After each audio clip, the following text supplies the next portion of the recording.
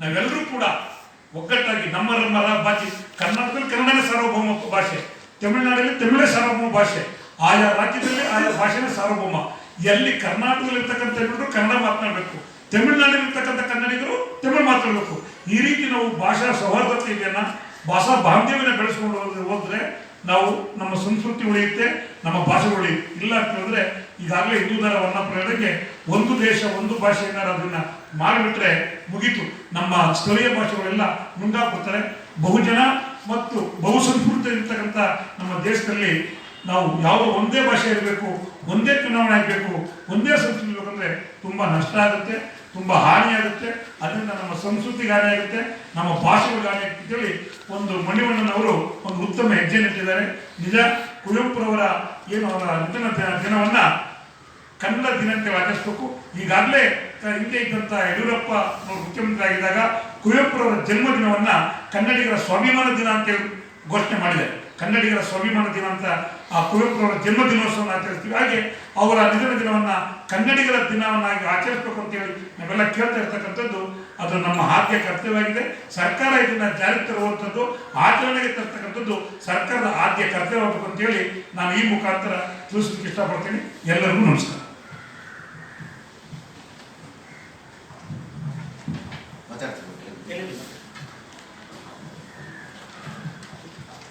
ಒಂದು ಪತ್ರಿಕಾಗೋಷ್ಠಿಯ ವೇದಿಕೆಯಲ್ಲಿರುವಂಥ ವಿಶೇಷವಾಗಿ ಕರ್ನಾಟಕ ಕನ್ನಡ ತಮಿಳು ಫೆಡರೇಷನ್ನ ಅಧ್ಯಕ್ಷರು,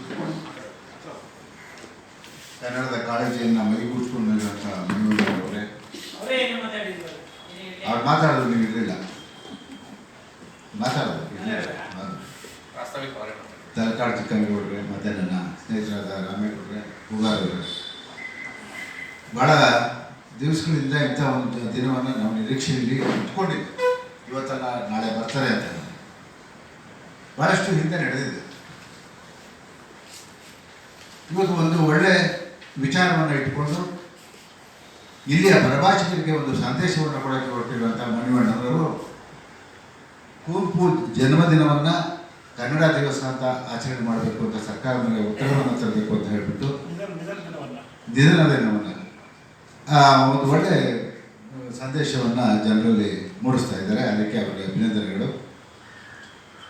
ಯಾಕಿವತ್ತು ಇವರು ಇಷ್ಟು ಶ್ರಮಪಟ್ಟು ಇಂಥ ಒಂದು ಕಾರ್ಯಕ್ರಮವನ್ನು ಕರ್ನಾಟಕದಲ್ಲಿ ಅನ್ಯ ಭಾಷೆಗಳು ಮಾಡ್ತಾ ಇದ್ದಾರೆ ಅದಕ್ಕೆ ಅನೇಕ ಉದಾಹರಣೆಗಳನ್ನು ಕೊಡ್ತಾ ಇದ್ದಾರೆ.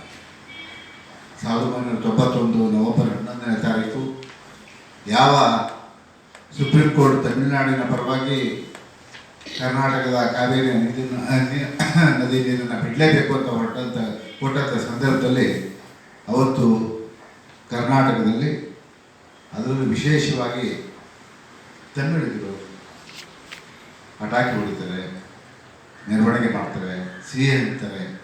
ಇದೆಲ್ಲವನ್ನು ನೋಡಿದಾಗ ಅವತ್ತು ಅವ್ರ ಮೇಲೆ ಬಹಳಷ್ಟು ಕೋಪ ಕನ್ನಡಿಗರು ಸಹಜ.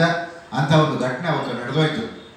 ಆ ಘಟನೆ ಆದಮೇಲೆ ಇವತ್ತು ಅವರು ಪರಿವರ್ತನೆ ಆಗಿದ್ದಾರೆ. ಅದು ನನಗೆ ಖುಷಿ. ಯಾಕೆ ಅಂತ ಹೇಳಿದ್ರೆ ಭಾಷಾ ಪ್ರಾಂತ್ಯಗಳಾದಮೇಲೆ ಕರ್ನಾಟಕದಲ್ಲಿ ಕನ್ನಡಕ್ಕೆ ಸಾರ್ವಭೌಮತ್ವ ಅನ್ನೋದನ್ನು ಅವರು ಅರ್ಥಕೊಂಡಿದ್ದಾರೆ. ಇವತ್ತು ಅವರು ನಮ್ಮ ಜೊತೆ ಇದ್ದಾರೆ.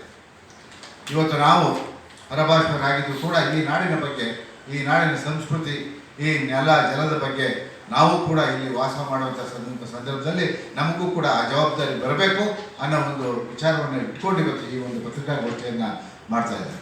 ಸ್ನೇಹಿತರೆ, ಭಾಷಾವಾರ ಪ್ರಾಂತ್ಯಗಳಾದಮೇಲೆ ವಿಂಗಡಣೆ ಆಯಿತು. ಅವರೇ ಹೇಳಿದರು, ತಮಿಳುನಾಡಲ್ಲಿ ತಮಿಳು, ಆಂಧ್ರದಲ್ಲಿ ತೆಲುಗು, ಮಹಾರಾಷ್ಟ್ರದಲ್ಲಿ ಮರಾಠಿ, ಹೀಗೆ ಭಾಷಾವಾರ ಪ್ರಾಂತ್ಯಗಳಾದಮೇಲೆ ಎಲ್ಲೆಲ್ಲಿ ಯಾವ್ಯಾವ ಭಾಷೆಗೆ ಆದ್ಯತೆ ಇದೆಯೋ ಅವೆಲ್ಲವೂ ಕೂಡ ಸಹಜ. ಅದೇ ರೀತಿ ಕರ್ನಾಟಕದಲ್ಲಿ ಎಲ್ಲರೂ ಕೂಡ ಕನ್ನಡಿಗರು ಆಗಬೇಕು ಅನ್ನೋದು ನಮ್ಮ ಆಸೆ.